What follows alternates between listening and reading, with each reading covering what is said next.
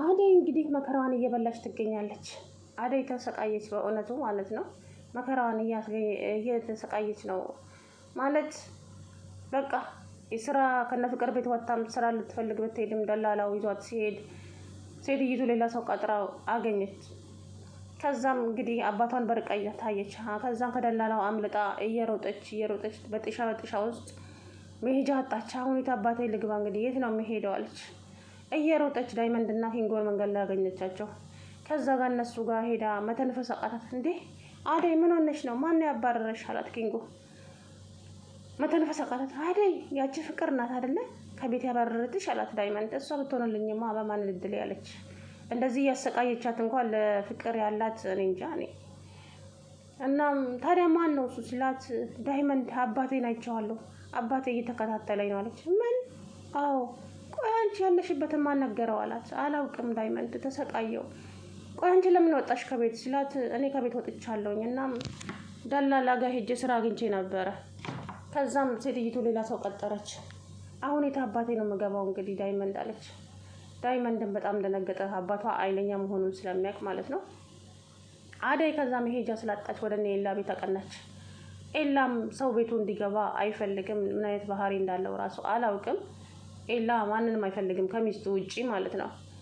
ግን ሰው እኮ ለሰው ልጅ መድኃኒት ነው። ሁሉንም ሰው ሳይሆን ያው አለ አይደለም የሚያስፈልጋቸው ሰዎች አሉ። እና ግን ደግሞ ማነው ቤቱ እንዲገባ አልፈለገም። ደስተኛ አልነበረም። ይልዬ ግን በዛ በፈገግታዋ ስቃ ተቀበለቻት። ከዛም ምግብ ምናምን ሰራችና ምግብ ከበሉ በኋላ አደይ እንግዲህ ሼም ስለያዛት ቤት ልታጸዳ ተነሳች። ከዛም የሆነ ፋይሎች ነበሩ ጠረጴዛው ላይ። አደይ ይሄ ፋይል የአባቴ ነው፣ የሚታይ ቦታ ጥሩ ቦታ አስቀምጪው እሺ፣ በጣም አስፈላጊ ነው አላት። እሺ አለች እና በብርጭቆ ውሃ ነበረ ገፋ ስታደርገው ፋይሉ ላይ ተደፋ። ኤላ አጉረጠረጠ፣ ተናገራት በጣም ብዙ ነገር እና ደንግጣ ቆመች። ከዛም ኤላ ብላ እየሮጠች መጣች። ሊልዬ ምንድን ነው ስትለው የውስጥ ያደረገችው እኔ አውቄ አይደለም በቃ። ታዲያ አትጮህባታ፣ ሲጀመር አንተ ለምንድን ነው እዚህ ጋር ያደረግከው አለች። ጠበቃ የአደይ ጠበቃ ናች ሊልዬ። ከዛም ዳይ ሊልዬ እኔ ነኝ ጥፋተኛ እሱ አይደለም አለች። ቢሆንም በቃ ይቅርታ ጠይቃት አለች። ይቅርታ አደይ በቃ ሊልዬ ከዚህ በለጠ እዚህ ቤት መቆየት አልችልም፣ በቃ ሁሉም ነገር መረር ብሎኛል፣ የመጣው ይምጣ እናቴ ጋር መሄድ እፈልጋለሁ ብላ ፌስታሏን ይዛ ሄደች።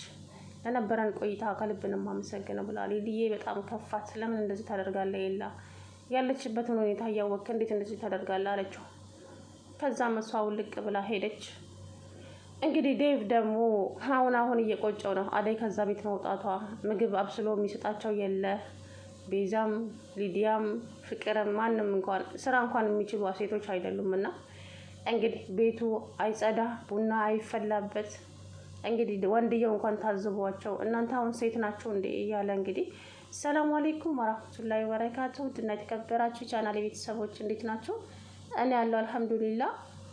እንግዲህ ዛሬ አደይ እንግዲህ የእውነት ወደ ገጠር ሄዳለች። እናቷ ገብታለች አደይ ማለት ነው። እንኳንም ሄደች። ምንም ቢሆን ስጋ ነው። ግን ለባዳ የነደደ አመድ የለውም ይባላል አይደለ? ባዳ ሺህ ጊዜ ብትሰግዱለት እና ሺህ ጊዜ ብትወድቁለት ያው ባዳ ነው፣ ባድነቱን አይረሳምና እንግዲህ አደይ ብዙ መስዋዕት ከፍላለች እና ፍቅር ቤት እሷም ከዛ ቤት ካበቃላት ቆይቷል። ነገር ግን የፍቅር እናት ተምጣና ኃላፊነቴን አስረክቤ ሄዳለሁ እያለች ነበረ። በአቋራጭ ግን እንግዲህ ፍቅርን እንዳያቸዋት ነገርን ሸርባ አቀነባብራ እናቷ ያላለቻትን ነገር አደይን ከዛ ቤት አስወጣቻት። ዋነኛ ውሸቷ ደግሞ ትላንትና ባርኮቴ ደውሎ ቤዛ ነገረችው ለባርኮት። ፍቅር አደይን በውሸት አቀነባብራ ከቤት አብረራታለች። አደይ ከዚህ ቤት ላትመለስ ወጥታ ሄዳለች አለችው ለቤዛ ለዚህ ለእንትና ማለት ነው ለባርኮት። አበደ ደውሎ ባርኮቴ ቆይ እንጂ የኔ ስቃይ አይታያቸውም እንዴ? ደግሞ እኔ ምንም አላደረኩም፣ አደይ ለራሷ ነው የሄደችው፣ እኔ ያደረኩት ነገር የለም አለች። ስልኩን ጆሮ ላይ ዘጋባት። ከዛም እናቷ ጋር ደውላ እማዬ ቤቱ ባዶ ነው፣ እኔ ስራው ሁሉ ራሴ እኔ ላይ ተጭኖብኛል፣ ማጥናትም ሆነ ምንም ማድረግ አልቻልኩም፣ በቃ እኔ ማንም ዞር ብሎ አይኝም፣ አደይም ቤቱን ለቃ ሄዳለች፣ ስለዚህ ሰራተኛ ይምጣ አለቻት። አደይን አገናኘኝ አለቻት። አደይ የለችም እማዬ ሄዳለች አልኩሽ አይደል እንዴ? አደይማ መሄድ የለባትም አደይን አገናኝ ብዬሻለሁ አገናኛለች ስኬት ታምጣት። ከዛን እናትየዋ ተናዳ ስልኩን ጆሮዋ ላይ ዘጋችባት። ፍቅር አሁን ጉድሽ ፈላ። ባርኮቴ ሲጥ አድርጎ ነው የሚገላት። በነገራችን ላይ በአደይ ቀልድ አያውቅም ባርኮት ማለት ነው። እሺ ጊዜ እህቱ ብትሆንም እቺ እንግዲህ የቤዛ ሴራም ይጋለጣል በዛው። ውሸታቸውን አቀነባብረው አደይና ባርኮት አንድ ላይ ነው ያደሩት እነ ኤላ ቤት ብላ በውሸት የተናገረችውን እንግዲህ ይሄ ሁሉ ባርኮት ሲሰማ አስባችሁታል የሚፈጠረው ነገር። ቤዛም እንግዲህ የምትፈልገው ገንዘብ እንጂ የእናቷ ቤት ምንም አይነት አራጣም ሆነ ምንም አልተያዘባትም። እሷ ገንዘብ ነው የምትፈልገው፣ ሀብታም መሆን ነው የምፈልገው አለ። ያለፋችበትን የሰው ገንዘብ ትመኛለች እቺ ጭራቅ ማለት ነው።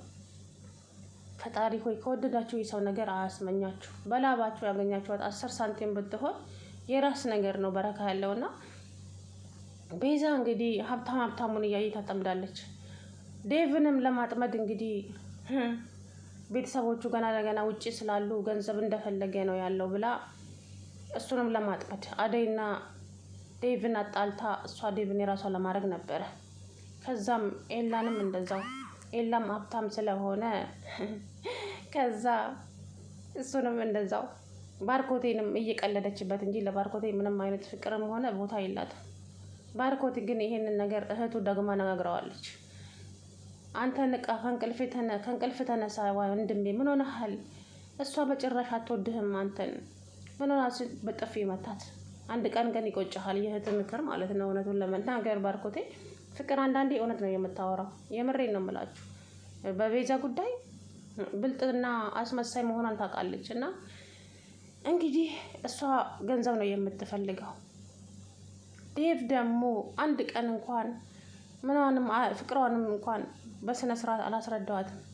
እኔም እኮ ምንም ልረዳት አልቻልኩም አደይን የራሴን ብቻ ነው እንጂ እያለ እንግዲህ እየተቆጨ ይገኛል። ናሆሌም ደግሞ እነ ሊሊ ቤት ሄዶ እንደ እግሩን አጣምሮ ሰው ሶፋ ላይ ቁጭ አለ። ከዛም ሊሊዬ በጣም ደነገጠች። አሁን ኤላ ከመጣ እዚህ ቤት ሌላ ችግር ይፈጠራል አለች። ናሆሌ ለምን መጣ እዚህ ቤት እንዴ? ለምን መጣ ይባልም ኧረ ነውር ነው፣ የሀገራችንን ባህል አይደለም አላት። ናሆሌ ያስቀኛል የምር። ከዛ እሺ ለምን መጣ? አንቺን ፈልጌ ነው፣ በቀደም ስላወራነው ነገር እንድንነጋገር ብዬ ነው አላት። እሺ ግን እንነጋገራለን፣ ግን አሁን ቶሎ መሄድ አለብን። ኤላ ከመጣ ችግር ይፈጠራል። ይምጣ። ምንድነው ይሄን አከል? አንቺ ቆይ ኤላ ምትዩ ትወጂዋለሽ ታፈቅሪዋለሽ እንዴ አላት። ፍቅረኛው እንደሆነች አያውቅም መሰለኝ። እና እንደዚህ አይነት ወሬ ተውና አሁን ውጣ አለችው። እኔ አንቺ ያው እዛው እና ዴቭ ጋር ብሄድ ያው ዴቭም የኤላ ቢጤ ነው አያስገባኝም ብዬ ነው ወደዚህ መጣሁት። አደይ ላናግራት ነበር ሲል ትለው አደይ የለችም እባክህ፣ አደይ ላትመለስ ሄዳለች፣ ሌላ ቦታ ገብታለች። ምን አለ? ያቺ ፍቅር ነች አይደለ? እገላታለሁ አለ ናሆሌም ማለት ነው። አይ እሷ በራሷ ነው ወጥታ ሄደችው በቃኝ ብላል። እንዴ በቀደም ያ ሁሉ ነገር አውርተን እንዴት እንደዚህ ታደርጋለች? ለምን አለ። አላውቅም ብቻ ቶሎ ብለን አደይን ፈልገን መመለስ አለብን አለችው። እሺ አለ።